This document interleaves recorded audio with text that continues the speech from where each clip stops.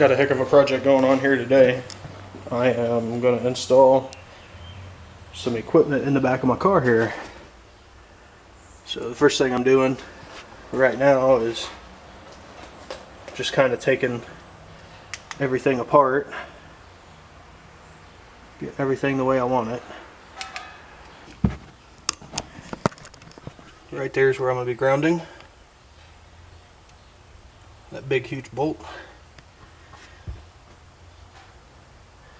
I'm going to run my wires in from wherever I can get them in at.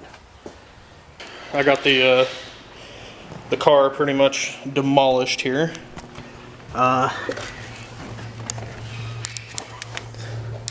you can see right there, I've cut a set of wires. The green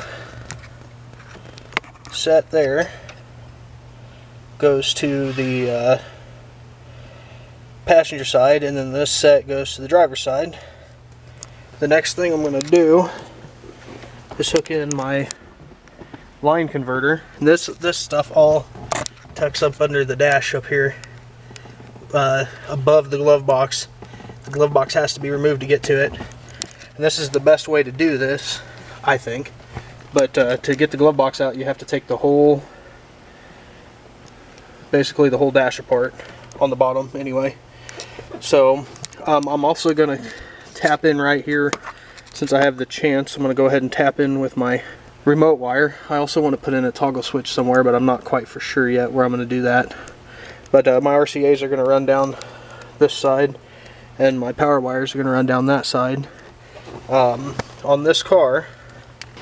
But up under here, right there, that really dark black spot, it's actually a rubber garment. I'm going to poke a hole in it, and I'm going to shove my 4-gauge wire through there, and then it'll go under the carpet down and up into here, and it'll run through this track on back. So this is how we're wiring it up down here. We're coming off of the battery, going into this fuse box because of all the extra room in that fuse box, going back out, and then we go down and under. I don't even know exactly where he ran the line. I got a friend that's helping me. It looks like he ran it down and under. Then it comes up in there where I showed you earlier, and it just runs down the side like a normal wire would. And this is where he's got to on this side. We got the ground hooked up back here, and I've got my remote wire ran. What's going on, everyone? It's the next day now. I did the install yesterday on the car. There are a few things I'd like to note. I did not finish recording the install because it's really pretty much, besides the wiring of the head unit to keep the factory head unit, it's pretty much the same. There's not much of a difference between this car and any other car. On this car, you ground in the same fashion that you would a regular vehicle and all of that. But the things I'd like to note, I made not a diagram, but a list here. When I was at the radio, which the radio unit, if I didn't tell you yesterday, it's above the glove compartment in the car. To remove that glove compartment, there are a series of screws that are behind the door, I guess, yeah, the little door that you open to get into the glove compartment, and then there's the 2 or 3 screws that are above the glove compartment. Now you would think that that would be pretty much, pretty simple. That's how you do it. But there's a catch.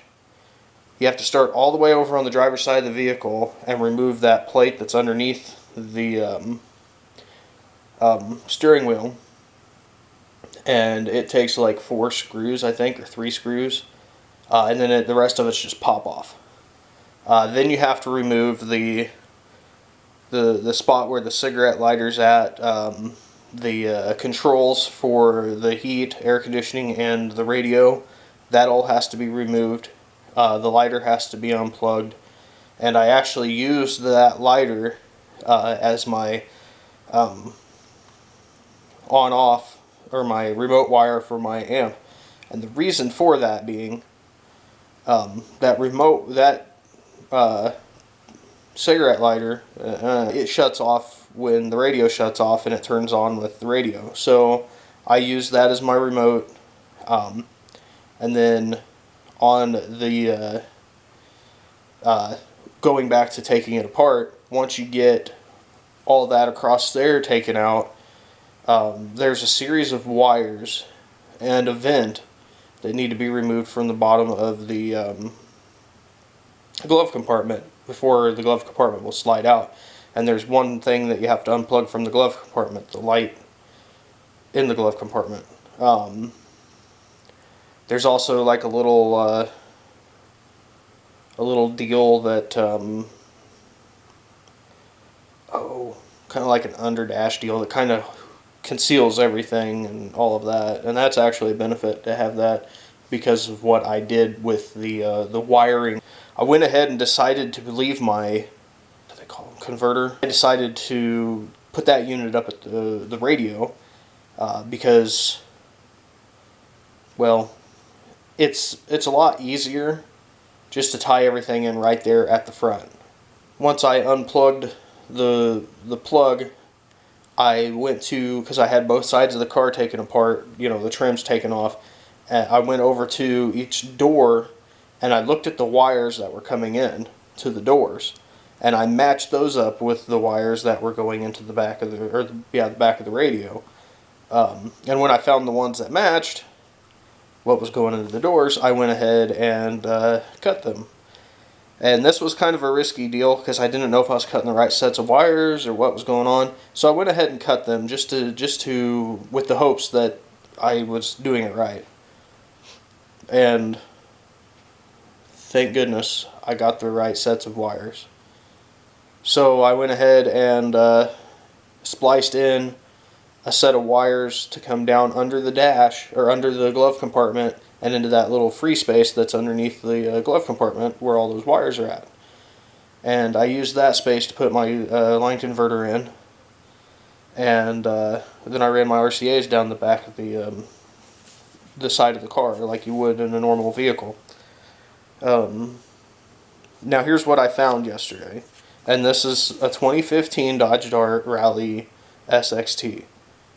On the back of the radio, you've got a green line with a purple stripe and a green line with a yellow stripe on the big plug.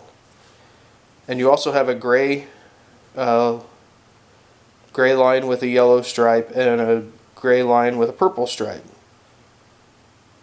The green ones go to the right side, so they go to the passenger side of the vehicle. And then the gray ones go to the left, so they go to the driver's side of the vehicle. So I hooked it all up. Actually, I cut the wires, hooked the battery back up, turned the radio on. The radio actually goes into theft mode if you mess with it. So since I cut those wires, it actually went into theft mode, which is nothing to worry about, because on that particular car, as soon as you start the vehicle and turn it back off, it will kill the theft mode or shut the theft mode off. So that was good. But I knew I had the right wires because the speakers on either side quit working. So after I got all that done, I went ahead and, not knowing which one's negative and which one's positive, I went ahead and hooked up the assuming that the purple was negative and the yellow was positive on either one of those. And since I matched, you know, there will be no since I matched it up, there won't be any issues. So after I went through all that, I went ahead and hooked everything up. We put the dash back together. We put the sub in, or the subs in, we put the amp in, which the amp and the subs were all packaged together.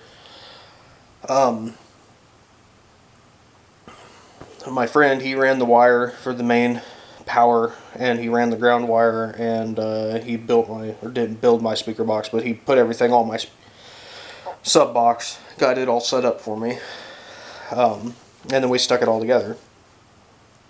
But I just wanted to note that basically this stuff wasn't documented the way I thought it should be online, so that's part of the reason that I'm spewing this out now.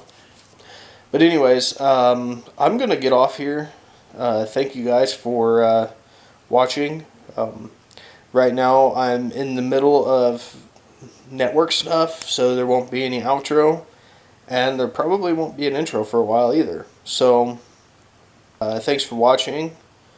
If you haven't done so already, please subscribe to my channel. I'm willing to have you. Please comment on my video. Have a good one.